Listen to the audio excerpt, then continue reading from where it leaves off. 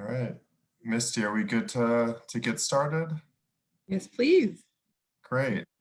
Well, good afternoon, everyone. Thank you for joining us today for the third installment in a series of public forums on urgent justice topics in the district, hosted by the Council for Court Excellence in partnership with the Office of the DC Auditor. My name is Ben Davis. My pronouns are he, him, his, and I'm the former director of the DC Council Committee on Human Services. And I'll be moderating what I'm sure will be a lively and informative conversation about our children in crisis, a focus on DC's crossover youth. For those of us that have personal experience or have focused our professional work in a specific field related to youth, the term crossover youth may feel a bit amorphous. And I know I honestly fell into this as well not too long ago. So to help focus today's discussion, we'll be talking about crossover youth as including all youth who are or were involved in both the child welfare system and the juvenile justice system, either concurrently or at different times during their youth and childhood.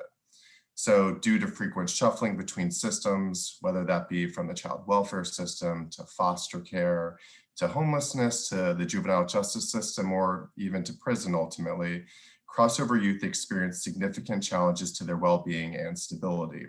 And this instability from these moves often leads to trauma, as well as greater difficulties in school, higher recidivism rates, and higher rates of unemployment.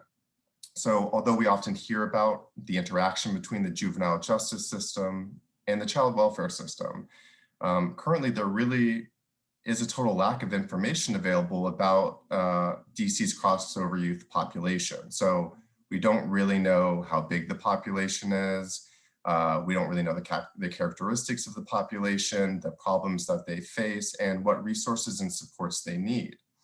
So, I personally am very proud that I had the opportunity to work with Councilmember Nadeau, the other members of the Committee on Human Services, and so many other thought leaders and advocates and people with lived experience in the DC community in the development of the Office of the Ombudsperson for Children. And it's my hope that that office, in addition to its other duties, will be a new tool the district can use to better understand and meet the needs of crossover youth. So, in the Office of the Ombudsperson for Children will be the very first DC agency explicitly responsible for compiling demographics and other relevant characteristics about the crossover youth population, reporting on programmatic outcomes for crossover youth, assessing interagency communication and coordination, and developing policy recommendations with respect to crossover youth. So in today's discussion, this will hopefully be the beginning of an ongoing conversation about crossover youth and ways the city can better meet their needs, including by supporting the successful establishment of this office. So, and on that note, before we continue, I do want to make a quick plug that this office was fully funded, at least currently, in the FY22, the fiscal year 22 budget. And that means we need to hire up. So if you or someone you know would be a great candidate to work for this team, please do reach out to the Committee on Human Services as they kind of work going into the fall to help make this office a reality. So thanks again to everyone for joining today. After we go through a few rounds of prepared questions with the panelists, we're going to transition to Q&A with attendees. So I think this might be in the comments section, but if you would like to provide a question for the group to respond to, please do submit through the Q&A function on Zoom. And then finally, just a quick administrative announcement. This discussion will be transcribed into a report that the Council for Court Excellence will be making available to all attendees and I think available online at some point in the future. So I'd like to now move on to this really great group of panelists and give them an opportunity to do some quick introductions of themselves. So let's jump right into our two foster parents who are here with us, Jessica Denhouder and Michael Manglitz. If you all want to give a quick intro for everyone. Sure. Hi, everybody. We're foster parents, and we have, we have experience with youth who with crossover youth. And just really thank you so much for having this panel and for inviting us. We're relatively new foster parents, but excited to be part of this panel and had some obstacles. And so we're excited to hear from the other panelists around potential solutions and what this can look like. So thank you. Great. Thank you both for joining us. I want to now give Lashonda Hill an opportunity from the Office of Students in the Care of DC. Hi, good afternoon, everyone. My name is Lashonda Hill. I'm Executive Director for the Office for Students in the Care of DC. It's an office relatively new within DC government, within the Deputy Mayor for Education's office. And we focus on strengthening the educational workforce development supports for young people who are in the district's care. So both on the child welfare end, as well as the justice system end. Thank you so much for having me today. Great, thank you. I'm very excited to get your perspective today too. So thanks for joining. Next, let's go to Suzanne Kritzberg from Children's Law Center. Hi, everyone. Good afternoon. I am a senior attorney at the Children's Law Center, and I work in the Guardian Ad Litem project. So I exclusively represent youth who are involved in the child welfare system. But as is probably obvious from this panel, a lot of them also become involved in the juvenile system. And so there is a lot of crossover and collaboration that goes on with some of my clients. Great, thank you so much, Suzanne. Now jumping to Tamaria Lewis from DC Charter School Alliance. Please call me Tammy, everyone does. I'm currently the Senior Director for Government Affairs for the DC Charter School Alliance, but I think my strongest credential for this conversation is that I grew up in foster care myself. I went into care when I was 8 years old and was made an emancipated youth at 18. And while I never crossed over to the juvenile justice system, I have an older brother who's 18 months older who was in both systems. And I gained a lot of insight from seeing both of our experiences. My background is primarily in work with students with disabilities and at-risk youth and trying to ensure our systems, all of them meet their needs. Great. Thank you so much, Tammy. And finally, Brittany Mobley from the Public Defender Service for the District of Columbia. Thank you so much. I'm Brittany Mobley, as Ben said. I am the Juvenile Services Program Deputy Chief for PDS. I work with young people who are currently in the juvenile legal system. And actually prior to coming to PDS, I was a guardian ad litem attorney at the Children's Law Center representing young people in foster care systems. So I've seen it on both ends of the spectrum, and a lot of the, unfortunately, a lot of the young people that I work with in my current role are considered crossover youth because they are also part of the foster care system. And I'm really excited about this conversation today because it's incredibly important.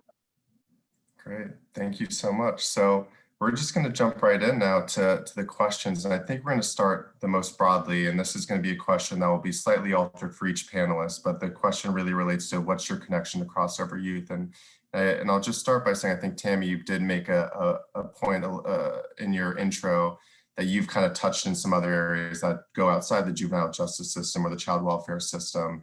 And I think that's an important point that, crossover youth more broadly defined really touches on a lot, really many aspects of government. And I know from my personal work doing, with the Department of Human Services, so homeless services, there's touches there, obviously within our education system. So there's a lot of different areas that can be implicated and services that can be implicated. But, today I think we will be focusing more on juvenile justice and child welfare. But, jumping in with you, Tammy, what has been your experience with the crossover youth in the school system? Sure. I mean, I think the most honest answer I can give is one of a tragic lack of coordination and a lack of treatment of the students in care with the dignity they deserve.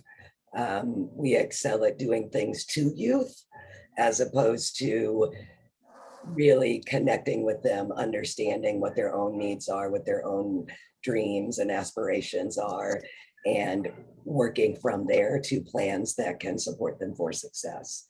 So at a basic level, I think that's my experience. I've been around doing this work in DC since actually before the creation of the family court in DC, where I was in some of those conversations about whether there was such a thing as a dual jacket. The agencies argued about whether this even existed. And we made some improvements over time, but we continue to get hung up on using confidentiality laws as an excuse not to support children, rather than finding problem-solving opportunities.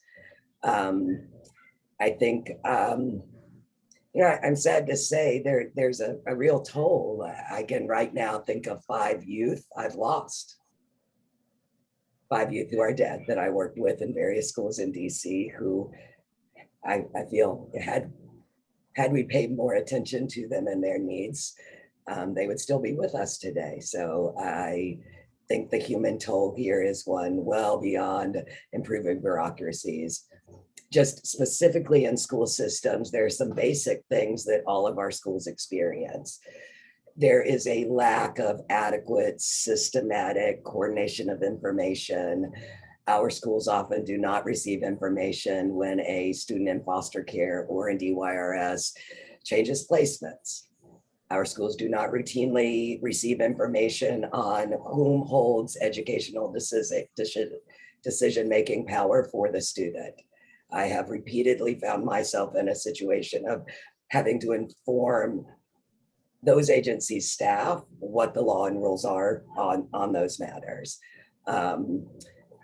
As recently as 2 years ago, the way this would work with the youth in a school that I worked in, there wasn't a system exactly. There would be an email from a random person that would say something. And over time, that email might have 8 or 10 people join the email chain trying to figure out how to solve for a problem. I give that example simply that it seems to me some first order things that we need to be thinking about are just basic improvement to information flow and teaming to support our youth and their foster parents and their birth families. Great, thank you so much, Tammy. And that was really good. I think we're going to circle back to some of the points you made about kind of interagency collaboration later in the discussion. So I appreciate you bringing that up now.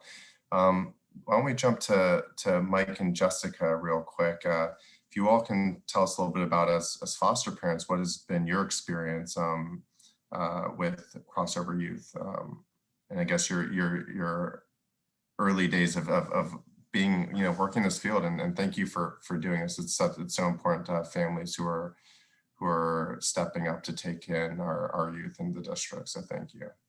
Yeah, our sample size is very small, but I think it's something that we've seen is not unique, unfortunately. The youth that we had transitioned from DYRS to CFSA, to a group home for a couple of years, and then to us. And during that, he was receiving treatment for medication and therapy for a mental health issue, which stopped abruptly during that transition. So to Tammy's point about the record sharing, that didn't exist. And so for the 2 years that he was initially in CFSA's care, he wasn't receiving any treatment at all. He was at a non-public school. We were informed that he didn't have any disabilities, but because he was at a non-public school, he, clearly had, so we worked with his biological mom and with the school to get the records, and very easily was able to find the records of the prior treatment, talked with him about it. He expressed an interest in resuming treatment, just said no one had talked to him about it.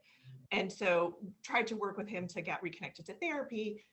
In the middle of a global pandemic, it was a slow process. It ended really, just really traumatically for him and even for us with an FD-12 and an assault on a police officer as he escalated, which we firmly believe could have been avoided had that continuity of care been there, or at least mitigated. And so, for 2 years, he wasn't provided any treatment and it just kind of ended abruptly. And so that lack of sharing and that lack of record sharing, which should have been pretty easy to find, really detrimentally impacted, him and his family, and just caused additional trauma in his life. And in following up, again, our sample size is very small. So it was important to us to say, what happened here and how can we make sure this isn't happening to other youth? And in following up with CFSA, kind of going up the ladder, what we've heard is a little bit about what Ben was saying earlier is there's an awareness that it's a problem, but they have no idea how big it is. That this is happening to a lot of youth, but no one really knows how many. And there isn't any sort of coordinated effort to share any of this information. And a lot of it, the burden falls on the youth and the parent to self-report. And so, you know, I don't know if there's anything for you to add. Well, no, just that with our experience, it seemed to us like it was an easily solvable problem. I mean, CFSA from the beginning, you know, behaved as if, you know, they were unaware of, they were unaware of you know, our youth's history. And so anything that, you know, we learned about it, we had to learn on our own. Even though this was easily accessible in records, you know, it would have just taken, you know, 1 or 2 phone calls or conversations with his school or, you know, a number of people to figure it out. And so there was a ball that was dropped that even I would assume without much funding, it, you know, would be an easy practice to make sure the ball doesn't get dropped like that. Right. Thank you both so much for that input. And that might be a good transition to Lashonda, who I think, along with the Ombuds Office, actually is one of the answers that the district has created this office. And I think you really are going to serve you know, and will continue to serve a really important role in thinking about these issues. So if you could tell us a little bit, I think just educate us a little bit more about what your office is doing and will be doing, and really how it will be interacting with crossover youth, that would be really great. Sure, no pressure with that intro. So yes, as I mentioned, you know, our office is relatively new to DC government, but I think plays a really important role in this particular discussion. So as I mentioned before, you know, I tell people that we have the unique privilege of focusing exclusively on young people who are system involved. So there's lots of different agencies that focus on young people generally, education and workforce generally, but we really hone in on young people who touch both the child welfare and the justice system here in the district, and looking at, you know, what are the educational services and supports that are currently being offered to them and that they need, and then also how to open up access to real opportunity through workforce development, through job training. That is our mission. And at the center of that, for me as a leader of the office, is, you know, an accountability to the students, the young people and young adults that our office serves. And I think that what that means for our office is a couple of things, is a focus on, obviously we're within DC government, so we're talking about systems and structures and infrastructure. And I think that to a lot of the points that, you know, others have already made, there really is a need from my perspective and from my perch on, you know, systemic and strategic coordination, infrastructure building and investment. Right. I think that those are 3 primary areas where government plays such an important role. So first, you know, to the point around coordination, the SCDC, the Students in the Care of DC Coordinating Committee in our office was created to really help to bring all of the different agencies and community-based partners together to be able to problem solve, particularly around issues facing students in DC's care on education, workforce development. And there definitely is a need for that. That's why the office was created. And, you know, I think that with the pandemic and COVID-19, there's been even more of an emphasis on the need for, you know, agencies and partners to talk to each other and to plan and problem solve together. So that's the first piece around just general coordination and communication. The second is really about infrastructure. I think that one of the things that I have seen is that, you know, oftentimes there isn't necessarily a lack of money or resources or a plethora of programs that exist, right? But that's different than really building a system and an infrastructure where those programs are put in a position where they're most effective, right? Those structures, those systems, and those processes work for the students, for the young people, for the families that they're intended to serve. And I think that there's a lot more work that can be done, and that, you know, hopefully that our office will be prepared to do to help to shore up that infrastructure.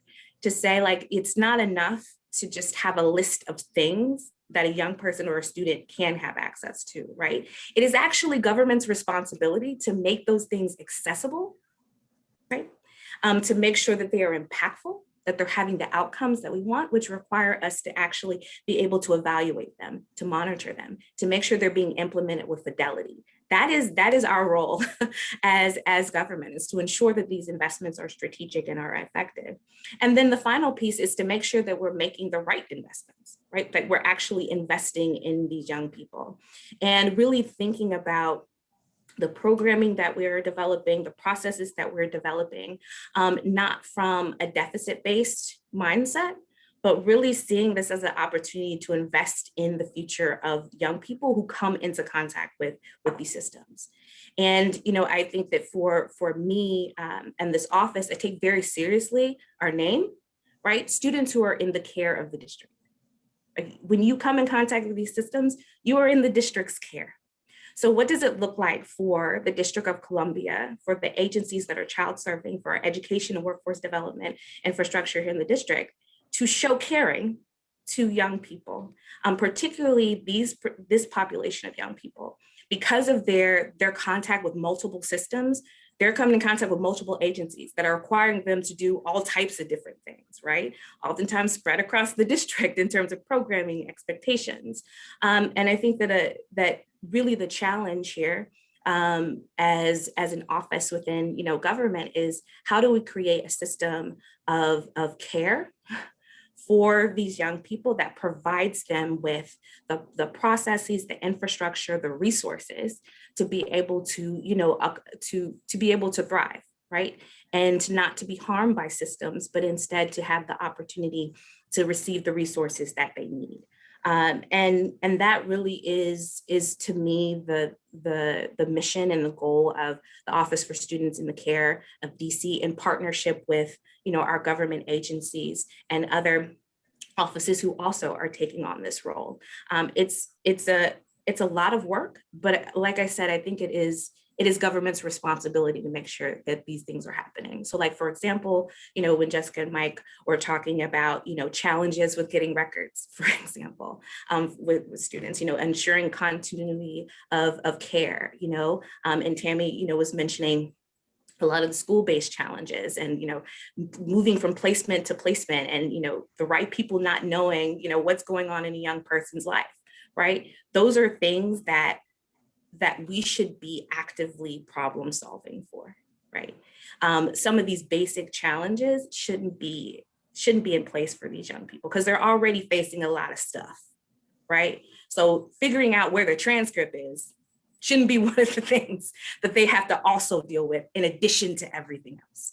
And so, that is the work. That's how we enter this space. Great. I really appreciate that. And I feel like from what everyone has said so far, I have one burning question, but I want to get to the legal advocates before I ask this kind of broad question for the group. So circling now to Brittany and Suzanne, can you talk about your experience working with crossover youth, representing them in your work? So I'll jump in here. Yeah. So one of the things that I feel like as a defense attorney, right, I'm representing young people who are on the spectrum of crossover youth who are tied to the juvenile legal system, particularly those young folks committed to DYRS. And one of the things that we consistently see, and everybody said it, right, this communication is key, information sharing across agencies is incredibly challenging. And quite frankly, we have not gotten it right yet. And I'm really hopeful that with this new Ombudsperson that, maybe this will start to fix some of that. I know Lashonda is, committed to improving that.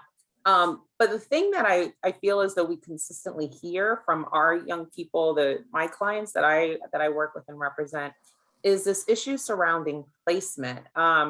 It is incredibly challenging when we have a youth who is tied to DYRS and CFSA, and the young person, we're trying to figure out what's next, right? We don't want them held in detention a moment longer, right? We all are aware that that's not beneficial to anybody, definitely young people who are in the primary and important stages of development. But it is it's incredibly challenging to get often agencies to talk and come to a resolution as to where placement will occur and where this young person will be. And quite often, unfortunately, I mean, we've seen situations as ridiculous, for lack of a better word, and just being quite honest, that CFSA may turn to DYRS and say, well, just keep the youth in detention while we'll figure something out. And it's ridiculous to me. It is really astounding that an agency that is,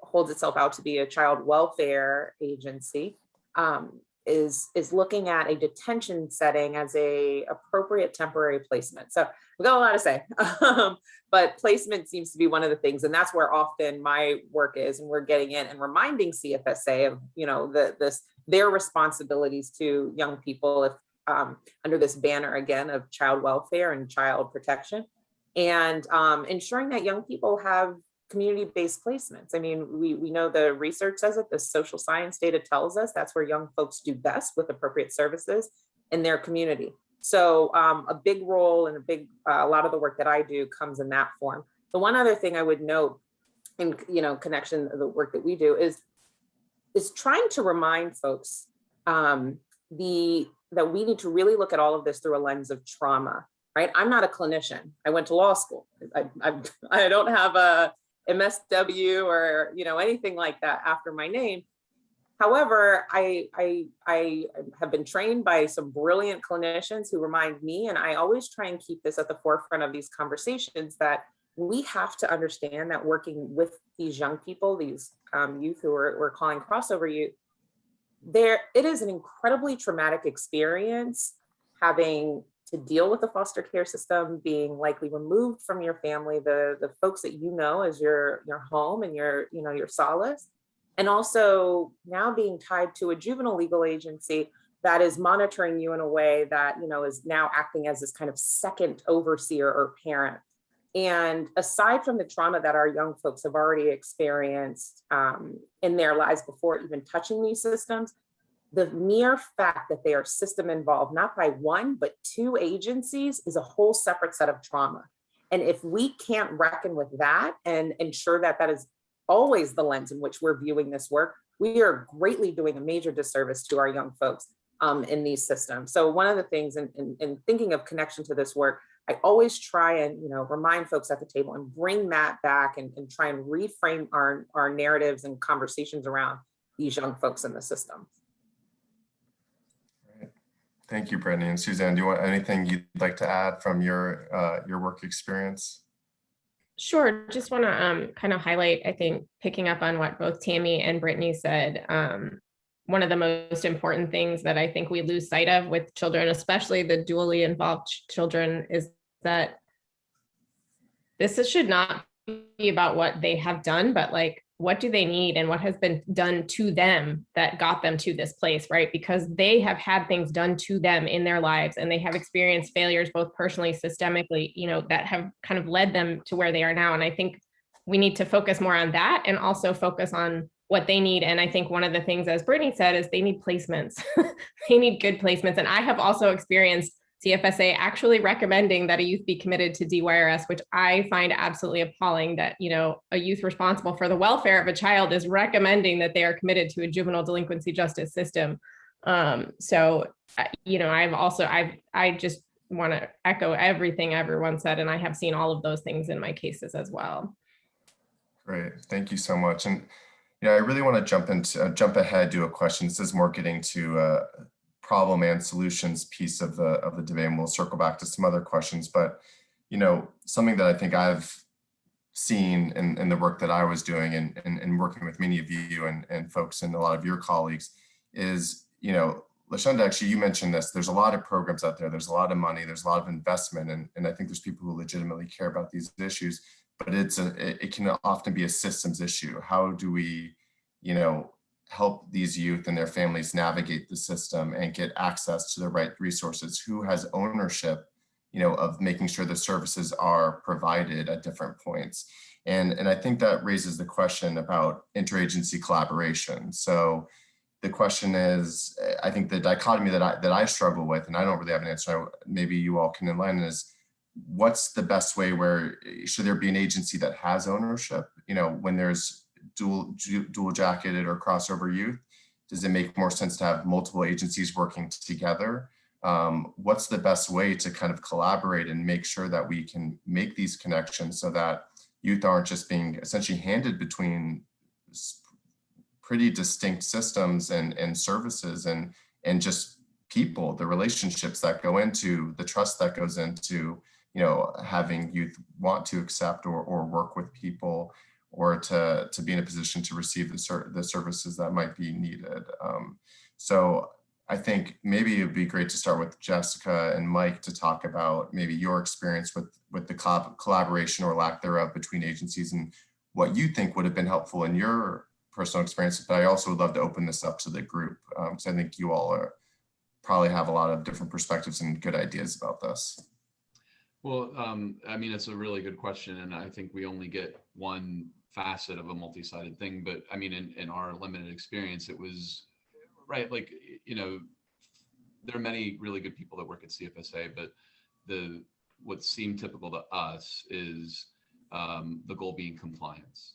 And so you have the, right, interagency collaboration is crucial and super important. If what little we could offer as far as an idea for a solution is just, if you have people serving youth that are kind of going through a routine and a protocol and checking boxes, then just make sure that there are certain boxes to check and that there's an accountability for, right, in our case, it was about records, information gathering and record sharing. But yeah, your bigger question about who should take ownership of that, I defer to. I mean, I would absolutely. And then I would add to that too, like a layer of accountability maybe there as well. So I think in our experience, it was very compliance driven. Unfortunately, we tried to set up a teaming meeting and CFSA decided not to attend and sent us an email saying that we're not required to be part of this meeting. We're not going to. We have huge caseloads. Good luck. And as our youth was in crisis and we were trying to figure out how to support him in real time. And so so from that, what we took away is, okay, so if it is not a requirement, it will not happen. So how do we make some of these things? So how do we identify what needs to be a requirement and how do we make sure that there's some accountability that does happen? And yeah, how do you make sure that it is somebody's job? Because even as we were going up and talking about, is this happening to other youth? The answer we were getting is, no, it didn't. It's not like somebody didn't do their job. It's just, it's nobody's job to do that. And so how do you build that in? And who does that? Great question. And I'm not sure what the answer is, but there's clearly some holes in the system, particularly around this demographic and this kind of older youth population. Before I open up to the rest of the group, could I just ask, I mean, from your experience, did you find it more challenging to work with one agency? It sounded like in that case, CFSA kind of backed off a little bit and you were working with a different agency. Would it have been helpful, even if it wasn't CFSA specific role, to be more engaged?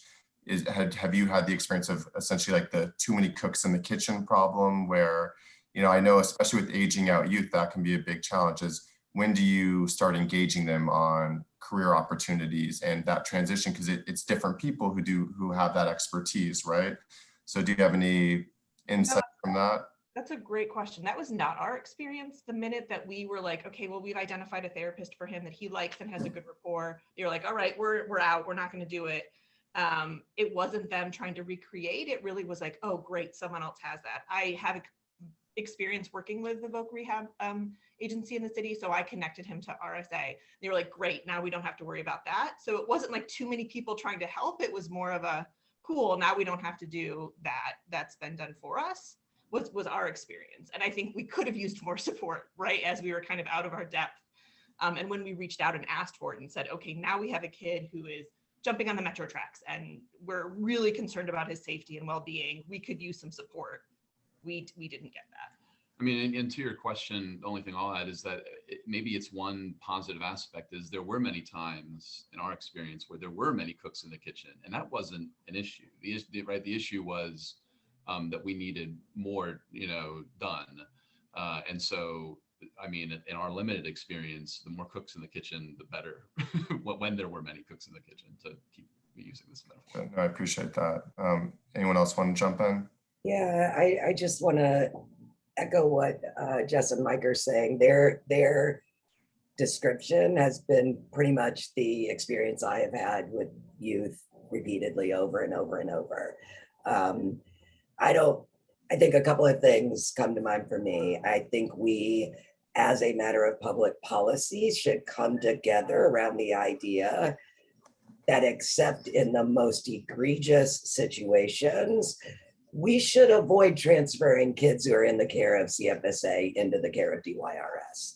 I think we should be exercising far, far more diligence in meeting students' needs through the child welfare system and seeing it as our own failure if we push a child into the pipeline to prison. And I personally feel a personal responsibility for all the youth I've worked with when that moment happens. It's something I am on the lookout for and trying to avoid.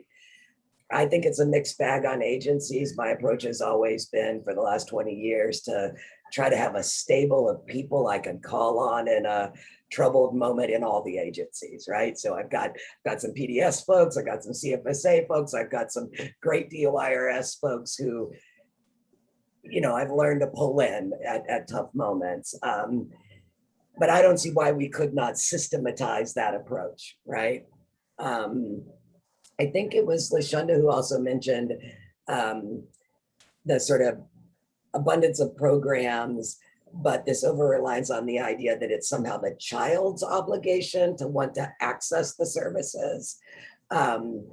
I had a youth, one that I lost. I met him at 13. He was ultimately killed at 16, but happened to have a meeting for him on his 14th birthday. And there were reps from 3 different agencies on that call. This baby was barely 14. And they spoke about him as if he was a hardened criminal, as if they didn't understand who this young person was. And he had experienced the traumatic loss of his father in prison a year before that. And my big thing was, I'd first agitated to get him grief counseling. And so after months, has he had even a single session yet? And what I was told by multiple agency reps were, all we can do is make services available. The student has to want to access them. Meanwhile, I had my own child who was the same age, struggling with mental health issues. Which of us as parents would say that our 13, 14-year-old children are responsible for accessing their saving themselves? That's how I heard that. It's his job to save himself in this moment. So,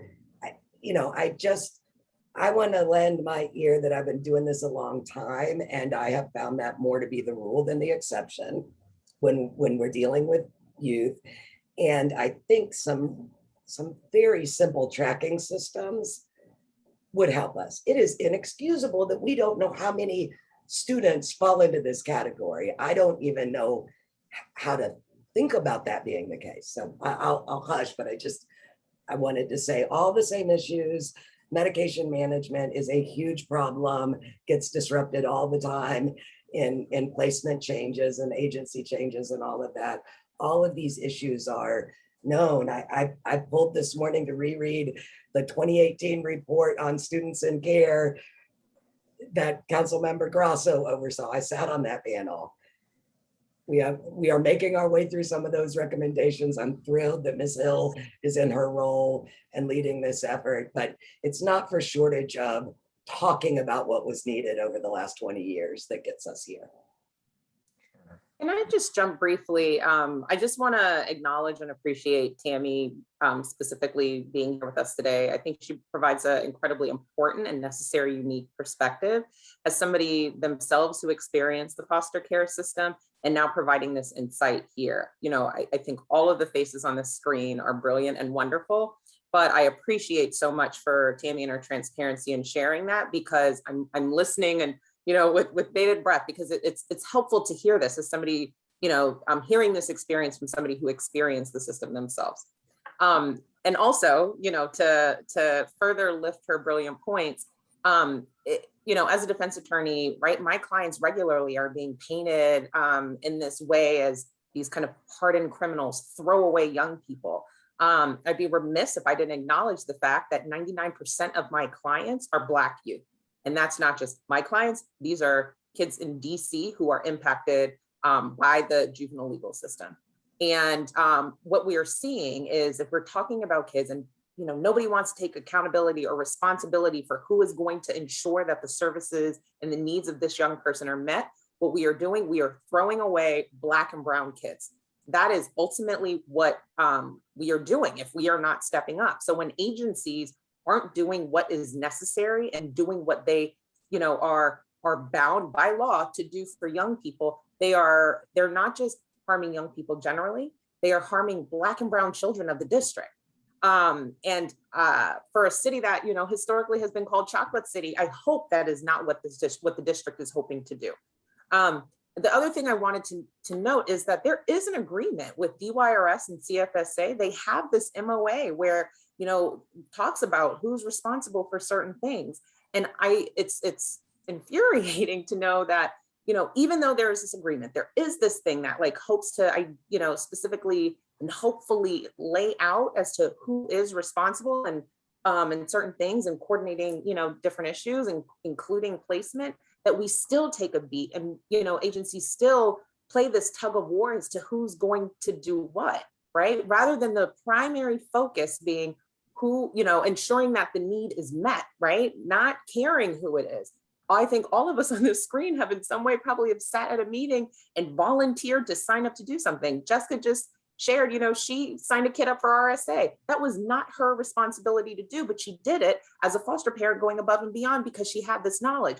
What if there's another foster parent who didn't have the knowledge about RSA and get that young person linked, right? I regularly volunteered to do things that were not at all in my job responsibility as a defense attorney, but I sign up to do it because it has to get done. And I think when the district agencies that are here to, supposedly support and address the needs of crossover youth understand that first, rather than the red tape and the bureaucratic mess that that constantly seems to persist and be prioritized, then I think we will be in a completely different shift.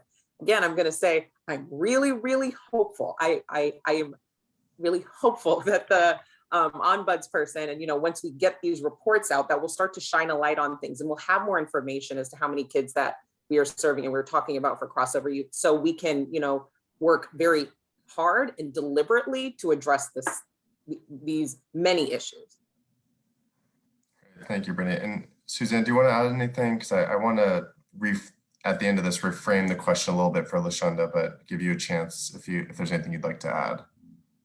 Yeah, I think just going back to your original question, the biggest issues that I see, I think everyone's touched on this, but just there's no transparency. I know Brittany brought up the MOA between CFSA and DYRS, which is so rare, so no one ever refers to that, right? To the point that I had completely forgotten about it until you just mentioned it. So thank you for bringing that up. But no one knows that exists. No one ever refers to it. And those are the kind of things that need to be not only in place, but need to be available, and everyone needs to know about them, because it doesn't do any good to have an MOU if no one knows it's there and no one knows what it says, right? And I have also, much like Jessica and Mike, I've had children dropped off at a foster parent's home with zero information, and that's not what's supposed to happen, right? There are administrative policies and procedures in place that they're supposed to come with a package of information, with all their medications, with clothing, but that doesn't happen. So there's, multi sides to this problem. There is a problem that there are some policies, we need some policies. Some policies we need to know about, other policies we know about, and either there needs to be some type of oversight or enforcement that's not happening, or else we need better policies. And then just finally, the last point is the mental health question is so big and so huge. And one big problem is beyond this group and beyond the scope of even the youth that we're talking about, is just that the quality of the mental health system in the district is pretty poor. And that is a complaint I get across the board. And I often find with my clients, they are 99% Black and brown children, and they want a therapist that they can relate to. They don't want to talk to some old white guy.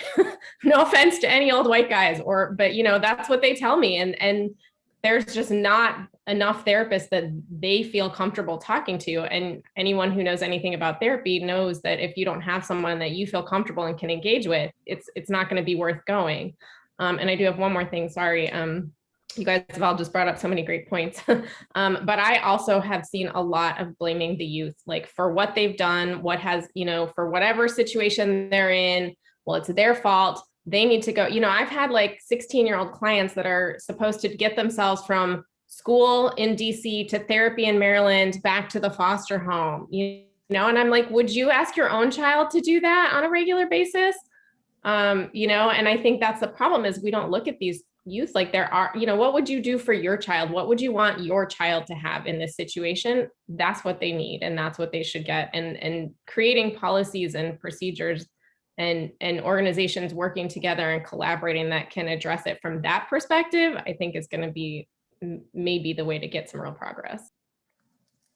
Great, thank you. Thank you all so much. And I want to give Lashonda an opportunity to just kind of talk about, with the same kind of question of how do we balance, agencies staying engaged and responsible for their pieces of it, but not having that overwhelm kids by having too many people interact, but also recognizing that this is really challenging work, and that there are definitely challenges that you all in the government, maybe more of the older agencies that have been around for long, but also in your new role in taking on this huge challenge. I mean, we're having this meeting, because this panel discussion, because we recognize this is incredibly challenging to address, even if there's some smaller things that can be fixed. So it'd be great if you could give some insight as to how you think we can better manage these interagency interactions and collaboration, and also maybe to help us better understand some of the challenges that the agencies are internally facing to try and address these, when trying to address these concerns.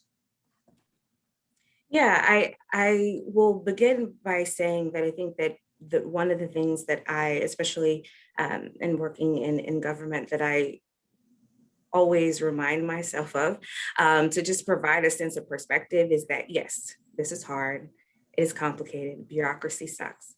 But the experience of the young people who come in contact with these systems, it's not a comparison. Right. So just making sure that we have some perspective on what's hard and what is just something that we need to problem solve or figure out. Right. What's hard is for a young person who's already experienced levels of trauma that most of us can't even imagine before they even enter the developmental stage where they can even kind of like understand how to navigate it and figure it out. Right. Who are being disconnected from their families and their communities, right? And at various stages in their lives are encountering adults that are supposed to care for them, who are supposed to be supportive to them, who don't show up in the ways that they promised they were going to, or that they should have. That's hard. Listen, that is hard. This work is challenging. Bureaucracy is annoying and frustrating, but it's something we can solve for. It's something that we can fix. And so I want to start there, just in terms of informing the rest of my response to that question. I think that the second piece to that is that, I think that at the center, and several people have already mentioned this, but I think it's important in thinking about how systems operate and think about accountability and oversight. I think that it is really important to keep at the center the fact that what brought a young person, in my view, what brought a young person to have contact with either of these systems doesn't really matter, right? Once they show up, there's a responsibility to provide them with the proper services that they need. So blaming a young person for showing up in the child welfare system just doesn't even make sense to me, right? Like that's not even logical, right? Or feeling like, a 14-year-old, 13-year-old kid is supposed to operate in the same way as an adult, I think that's a reflection of, and it's not something that's unique to the district or anything like that. I think it's a reflection of, one, not allowing certain kids the privilege of childhood, right, and of youthfulness, right, and of innocence, in the same way that we extend that grace to other children, right? And I think that fundamentally shows up in the way in which systems operate or do not operate, the way in which we do provide services and don't provide services. So just grounding it there. I think that, in terms of the broader question and thinking about, how agencies and partners, particularly here in the district, can help to address these issues. I think that the question of just understanding the population of young people that we're talking about is fundamental. Data and information sharing is not sexy. It is, it's not necessarily, the thing that people want to go to first. But I think for me, when it comes to solving a problem, you can't solve a problem that you don't fully understand the scope of, right? And part of that information gathering is just like basic information, demographic data, how young people are flowing in and out of these systems, what their outcomes are. It also includes ensuring that we're hearing directly from the young people who are experiencing these systems themselves. And I think that there are not enough really authentic opportunities for young people and who have, either aged out of the system or currently in these systems to actually be able to provide insight on what is happening to them, right? And how they're experiencing these systems. Because there's a lot of nuance, right, to providing direct services to young people in these systems that happens on a very granular individual basis, but that can give you insight into what is happening and what is not happening. And I think that that's really crucial. And it's something that, that my office is really committed, especially as we're entering the second year of our work, to standing up and thinking about, we're obviously accountable to district residents and all that fun stuff, but fundamentally we're accountable to the young people we serve. And so how can we create that accountability system where we're hearing directly from them, but also they can come and say, this isn't working, let's fix it.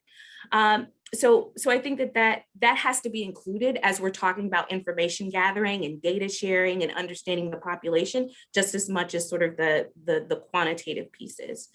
And I would say, I don't have any particular comment on whether or not it should be a singular agency versus multi-agencies. I think regardless of how that particular structure shows up, what is really, really important is ensuring that, we know what we know in terms of providing services and interventions for young people and families, that the more hoops you have to jump through, the less effective it's gonna be, right? It's just gonna be hard.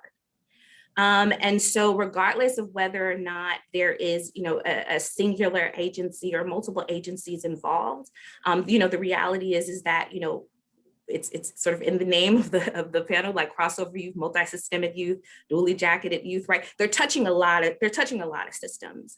And so there's a lot of people playing a role in their life and in their trajectory.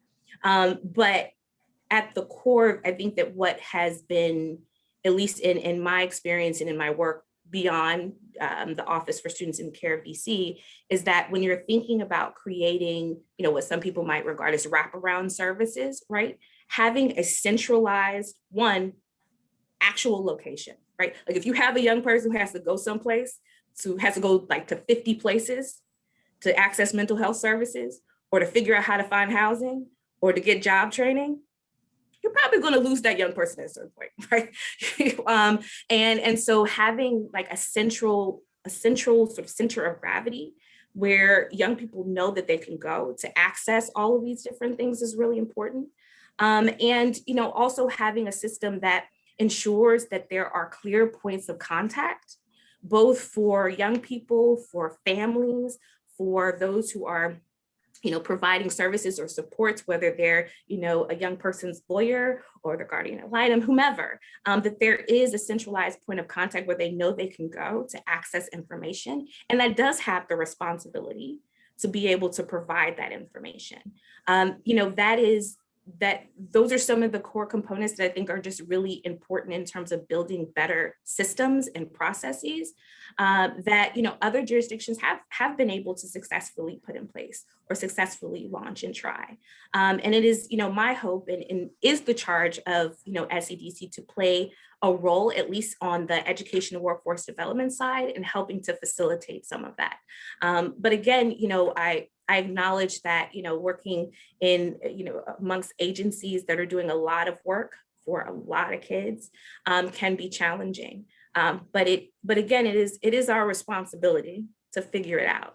And again, that challenge it pales in comparison to the experiences of young people, especially when these systems don't work. And I think that's just important to, for me to remind myself in this work every day. It's like, yeah, this is hard, but it's not that hard. And so we got to get to work in figuring out these problems and making this easier for young people to be able to navigate. That's great. Thank you so much for that. And, I don't think you could have given a better segue to my final question, prepared question than what you were saying towards the end there, which is, I think you were recommending or suggesting that, having one person or one place, I think whether it's for services, whether it's just a point of contact, to ask questions, to be helped to get some guidance on how to navigate these different systems. I think that was definitely one of the kind of guiding principles in developing the Office of the Ombuds for Children was, this is a place where you can go if you actually have concerns or complaints to help try and get, informal resolution. But it also is a place to, supposed to be an office that's supposed to provide information for youth who are just in the child welfare system, but also more broadly for crossover youth as well. So I think that, that is what, one of the hopes in creating the office. Obviously I feel really excited, Lashonda, that you're in your place, that you can really be a great partner for this office too. And there can be some synergy with you all working together with the other agencies. But that does lead to kind of the final question is maybe more of an aspirational, I don't know if all of you have read the bill or not. It's okay if you haven't. I think you have an idea of what, what the office is meant to do, but what would you all like to see the Office of the Ombudsperson for Children do? How do you think it can be most effective and valuable for the youth that you interact with in the different contexts in which you do? So I'm really going to open that up to anyone who wants to jump in first. Oh, go ahead, Brittany. I love this fun dance. I was reviewing the bill beforehand, and I think I mentioned earlier, one of the things I'm most excited about is the report. I appreciate Lashonda so poignantly pointing out the point that data and numbers, that's important, but also really understanding how the data should be used. So and what data we actually need, and hearing from young people themselves, hearing from families, hearing from parents who have had the experience with the foster care system after their child has been taken from them, right? Like, I want to hear from people. I want to hear reporting. I want to know, after a year, or even sooner than that, once folks are starting to use this ombudsperson and reaching out and raising concerns, what are the trends we're seeing? Because my hope is that, when we get all of this information, we get the numbers, we get the stories, we'll be able to really now say, not just all of these folks on this screen have had these experiences, but this is the data. So we know, not more than just anecdote, that this is where the gaps are. This is where we are failing, and this is where we need to improve. So that's what I'm really excited about coming from this. And I'm excited also, look, full transparency, I'm a juvenile defense attorney. I work with kids. My clients are kids, but I'm also happy that parents in these situations will have an opportunity for somebody that they can reach out to know what is supposed to happen as they are working to reunify and get their kids back home, right? The goals of this system, of the foster care system is to ensure reunification. That is always the number one goal. And when agencies when there are gaps, when our agencies are failing our families in this way, then it can now impact their child returning home to them. And now we are further creating division, again, predominantly Black and brown families in the district. And we are now separating and dividing families in another way. So my hope is that this ombudsperson will be able to provide a better resource, now giving us the data we need to ensure that the gaps are filled, but also giving parents an opportunity to also hold agencies and hold government bodies and systems accountable to them, so they, can get their families back together. Great, thank you, Brittany. Tam, you want to go ahead? Yeah, I'd love to. I think there are two things that I have in mind. I think number one, I've been through a lot of permutations of new work groups and new strategies and new offices that have been intended to solve this problem for 20 years. So I'm excited, but that's tempered by the 50 reports on my shelf where we've dissected this issue many times. So I think one of my hopes for the Office of the Ombudsman is that it not require multiple additional years of study to get to some recommendations. So out of the gate, the lack of data is a problem everywhere. It is baffling to me why we do not pilot a basic information sharing system quickly. It could identify who the team members are in the various agencies. When a thing is decided that a child needs, whether it's therapy, whether it's an evaluation, whatever, that sort of tracking system could assign a deadline and an owner. And those systems produce reports that are really helpful about either we did it on time or we did not do it on time, that we could start gathering information. So just plug for, using what we already know to get some things off the ground quickly, if possible. And then coming back to Suzanne's comments about mental health and Jess's comments about medical management, I would love to see the Office of the Ombudsman, and maybe this is also within the purview of Lashonda's team, to stand up a working group on treatment services for youth that looks at a lot of angles. For example, my experience with youth is, in all likelihood, they've been given a therapist from CFSA, a different therapist from DYRS. They have a social worker through their IEP at school. DBH sometimes has somebody too. And those four therapists never talk to each other.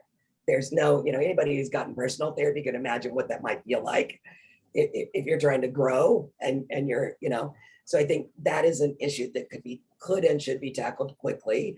It borders on malpractice in my mind, what happens now. And I think the second piece is looking at the ways in which we pathologize youth. So for the first decade I did this work, every child who came through would get a diagnosis of ODD, oppositional defiant disorder. And I came to understand what that meant. All that meant was this kid has experienced trauma. That was really all it could tell me. That trend started shifting maybe 5, 6, 7 years ago. And now the bulk of students get a bipolar label. I'm not saying that some of those students aren't indeed bipolar, but we need to dig in a little bit to what we're doing in terms of labeling and treatment, and really tackle head on what are appropriate best treatments for children whose primary issue is post-traumatic stress, or not current traumatic stress. So those are the two big issues I'd love to see the Ombudsman tackle quickly. Great, thank you. Anyone else want to jump in? Yeah, I just want to say I loved Lashonda's idea of sort of like a one-stop shop for my clients, because I think one of the things, and I know this has come up, is that it's very overwhelming for them. They have a therapist they're supposed to meet with, a social worker they're supposed to meet with, a lawyer, sometimes 2 lawyers. If they're crossover youth, they definitely have 2 lawyers, right? Because they have a guardian ad litem, they have a defense attorney, they have a probation officer, right? And that's just like the tip of the iceberg. And so, having like one place they could go, instead of meeting their probation officer here, meeting the social worker here, going to the therapist. therapist office here. Like that would make things so much easier and so much more managed. I personally don't love, but at least, it would make it easier for them to manage those things. Thank you, Suzanne. I don't know if Jessica and Mike, you'd like to jump in. Yeah, just echoing everything that everyone said, but I think too, having a place that is solution driven, in our experience of trying to raise the issue that we had and try to identify how often this is happening to other youth, it was kind of like a lot, we don't know, it's a problem, not our problem, but a problem. And so this idea that someone would identify what the problem actually is and see what those systemic issues are, that it isn't somebody's job and that is solution focused. And it's like, okay, it is actually our problem. We are going to try to come up with a solution. That is what I would love to see. Thank you. And I would just add, I think from my purview, I really look forward to the partnership, hopefully with the work of our office. And I think especially as we're, gathering more information and more data to be able to connect that directly to some, educational and workforce development oriented solutions and interventions for these particular young people. I think that really is something that I look forward to. It's a lot of work to do, so it's like all hands on deck. So I welcome any new dedicated partners across government and in the community to help us to fix this. Again, because for me, coming from having done a few things in my professional life, from direct services and providing in-home counseling services to policy and advocacy work, and now working in DC government. I'm in government work because I believe that there's a responsibility here, and I just want to reiterate that, like we're responsible for these young people and their outcomes.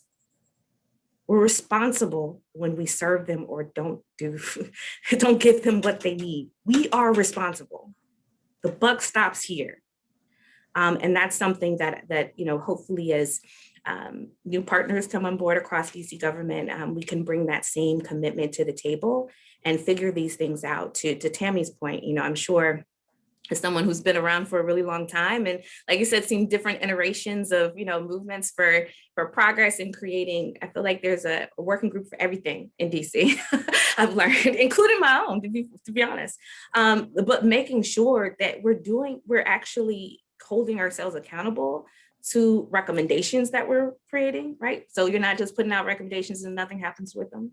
And that we are also, actively seeking out, new solutions as we're learning about, new challenges. And so I really am excited about that partnership, and not just with, this particular office, but with anyone in DC who is interested in digging into this work and coming out on the other side with some solutions. Great, thank you. And I'm just going to take a point of privilege and say what I'm hopeful for with the office. And honestly, it really echoes a lot of what Lashonda said, that it was music to my ears to hear the excitement about the creation and the willingness to work with them, because what I hope more than anything else is that this office will be seen as an office that can problem solve, that can work respectfully and professionally and collegially with the other agencies in DC government to help solve problems and to think through solutions. I think that in trying to develop what this office would be, there's always this challenge of trying to balance the point of having a lot of autonomy and independence, from the executive side, so that so for I think people going to the office, they felt that there was this independence, that there was, that they could go and honestly express concerns and get resolutions, which, I think nationally is considered a best practice. But that also creates a difficulty with working with the executive, in that, if they're not inside of it, like there is separation of powers in DC government, purposefully so. So it is absolutely my hope that there's going to be a collegial relationship there, and that, when this office is up and running, they'll be seen as an ally and a partner, not just as an oversight body or someone coming in. Because at the end of the day, I think many people have made this point. I think Tammy maybe said it the most clearly, like, we can put out 100 reports, but if they're not implemented, it doesn't really take us very far. So, I really, that is my hope. I think that there are a lot of people who care about its success, and more importantly, care about the success of our youth. And that's where I land on this. So those are my prepared questions, but we have gotten a few questions in the Q&A box. So let me kind of take us through some of those and see if we can get some answers. So the first question we got is from Ramona Edelin. And I think this probably relates a little bit to something that Lashonda said earlier about kind of challenges with systems. And the question is, what are the accountability systems that should correct for bureaucratic or competency failures or challenges? So Lashonda, you're welcome to take that on, but I think anyone else really can try and answer that as well.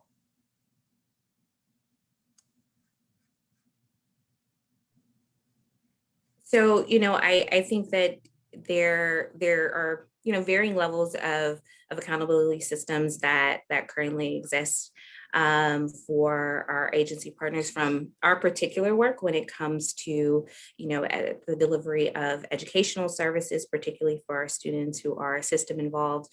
One of our key partners in monitoring that is, of course, OSSI, the state education agency. And, there's been, mention of the MOAs between agencies that is intended, across various issues to be mechanisms for accountability and for outlining, who is supposed to do what, whose responsibility it is to do what, and to have frequent and regular check-ins on the status of those interagency agreements to, identify any issues that might be happening with individual young people, but also to be able to think about, systemically how to make the process better amongst those agreements. So those are some of the mechanisms that exists currently to help to support a system of accountability here in the district when it comes to these young people specifically. Great, thank you for that. And if anyone else has any thoughts more on maybe on the aspirational side of how we can create systems, want to give everyone a second if anyone wants to chime in, or we can jump to the next question.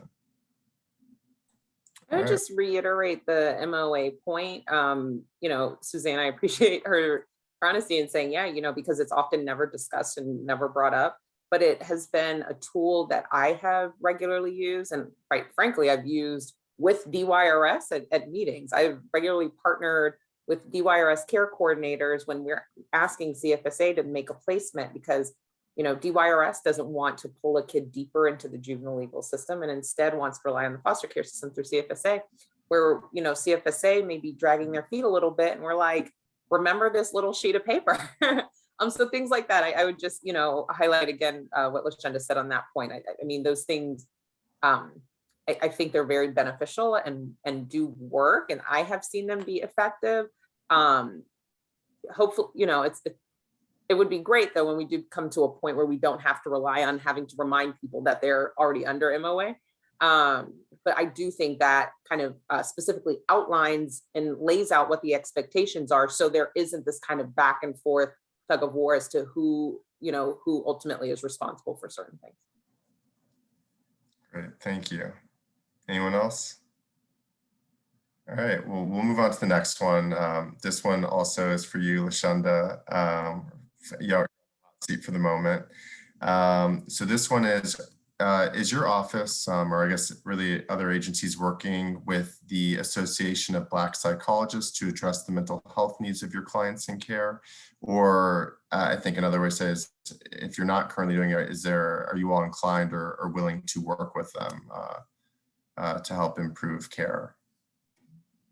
So my answer is no and yes. So if there's interest, then I'm always open to opportunities for partnership. I think particularly for this question and getting to something that that Brittany brought up, we can beat around the bush, but in DC we're talking about Black kids.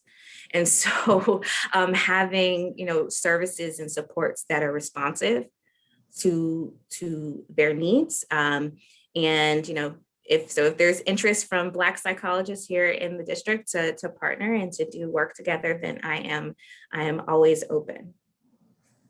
Great, thank you so much. Let's see, the next question is from Dave Rosenthal, and he asks, the discussion is focused on youth who are in DRS and CFSA. However, most youth in the juvenile justice system are under court social services supervision. Will the Office for Students in the Care of the District of Columbia also look at youth who are supervised by CSS? Yeah, so hi, Dave. I would say that, primarily our work thus far has focused on young people who come in contact with DRS specifically and CFSA, but we definitely have the intention to also include young people who come under the supervision of court social services as well, with the caveat that that's, it is a larger population of young people, and it's also a unique sort of set of contexts that's different from our DRS youth, as I know that you're aware. But yes, that also comes under the purview of the work of SCDC as well. Thank you. Next question is from Tammy Waringsa Kote. Can you speak to the extent to which the court system seeks to coordinate cases for crossover youth and how this coordination or lack thereof impacts case outcomes? So I can talk a bit about this. So in the family court, there's family court, I believe it's Rule 1, which is one family, one judge. So theoretically, when there's a case, a neglect case, and a delinquency case in the system, those cases can come under one judge. So there is crossover and the judge gets to know the family and the youth. Have I seen that? I have seen that happen. Have I seen it happen consistently? No. I've seen it, kind of go back and forth. I would say more often than not, it usually stays with two different judges.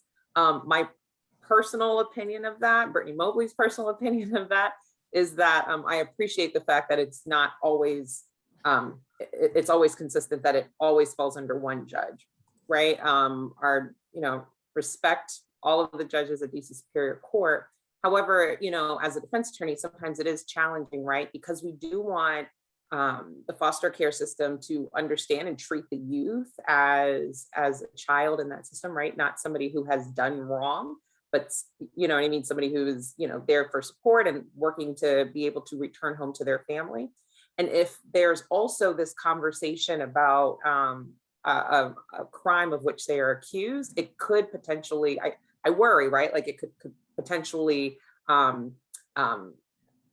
discredit the notion that this is a child in need of services in the foster care system. So it's challenging, to say the least, but theoretically there is a system in place to allow for both of those cases to be heard under one judge. Great, thank you, Brittany. So we do not have any more questions in the Q&A. If anyone else wants to try and get one in before we end, I know we have a few more minutes left, and I think we're getting one just now. But this is kind of a last call for any additional questions. So let me read this next one. This is from Mary Terrell. I am Judge Mary Terrell, retired, and I'm excited that this office finally exists, and I would welcome the opportunity to meet with you to discuss how we can have a holistic approach in addressing needs of our children. Okay, well, this is a general question, is how can you all be contacted? So I think we can offline connect Judge Mary Terrell with you, Lashonda, and maybe with the Committee on Human Services as well. And I think that goes really for anyone on this call who has interest. I don't want to put you on the spot, Lashonda, but I imagine you're very happy to be connected with anyone who is interested in partnering, as you've said. So I know we all appreciate that. So I'll do one last call if there's any questions, or while we wait. I think we're getting a couple more, but if any panelists want to have any final remarks too, let me see what we got. I just wanted to quickly mention that, I've touched on a lot of general issues, but the DC Charter School Alliance has been very interested in helping our schools do better coordination for kids in care. And we shared a number of specific additional recommendations in the CFSA oversight hearing this year. So I'd be happy to share some of that information. And to Brittany's points about MOUs, I think that's an area for us all. I don't know whether all the panelists are aware that every LEA, school LEA, local education agency, so every charter school and DCPS is required to have an MOU with Child and Family Services that lays out some basics about coordination. And I like Brittany, feel like that's an area where we could do more to help ourselves organize the work we're doing with each other. Great, thank you. And we do have a couple more questions then. So this one from Jennifer Ubieda. She asked, Jessica and Mike, what is your recommendation for effective supports for foster parents, those thinking about becoming foster parents, to address the overlap between your work and what the child is experiencing as they traverse the system? Yeah, that's a great question. I think what can be so helpful is knowing what the foster parents should, or resource parents should expect and ask for. So can that be another layer of accountability that the resource parents are provided with? We didn't know what a passport was, or that we were supposed to get a passport, right? Like, how can you inform and make the resource parents like that additional layer of accountability and support? And what are the systems that they can tap into when challenges arise? I think could be really helpful for the youth, right? They should be an advocate for the youth. And so how do they advocate if they're not sure what to advocate for? I don't know if you have other. No, I mean, just our experience. I mean, so not to share a lot about Jess, but she's, has experience as a DC school social worker. And so she knew a lot of these systems and how to navigate them. And yeah, I don't know, it would be great if every, foster parent knew a lot of these levers to pull in, and there were many that we didn't know. But I think compared to most foster parents, I mean, Jess has experience that really lends itself to that, and so to imagine other new foster parents to have that experience, it'd be nice to have some kind of a DC cheat sheet for how to help. Crossover youth. And there are some really great, just to, shout out FAPAC and some of the other organizations that there are some really amazing, foster parents in the city that we benefited from learning from and continue to. And so how do you kind of enhance that network and make sure that, I just happened to get connected because someone I knew, make that part of the training, or make that well known that these organizations do exist. And so that can be a starting place for helping the resource parents become true advocates for the youth. Great, thank you both. And yeah, shout out to FAPAC and Margie, who has always been a great resource, I think, for resource parents and for council, and I think for the CFSA as well. So we are now getting towards the end of this panel discussion. I really want to sincerely thank the Council for Court Excellence and the DC Auditor's Office for convening this conversation, and for everyone who came to attend and listen. We really appreciate everyone engaging on this important topic. And I also want to just remind everyone that this will again be released as a report at some date in the future. So be on the lookout for that. But again, thank you everyone for caring about this issue, and for, I think this is a starting point, or a middle point maybe, and there's a lot of work left to do. And I think all of you, I look forward to seeing, what comes of these discussions, and the new Office of the Ombudsperson and Lashonda's work with her team. I'm really excited to see what comes of all that. I think we're moving in a really good direction here. So thank you everyone for participating, and have a great rest of your day. You have 1 minute back to you.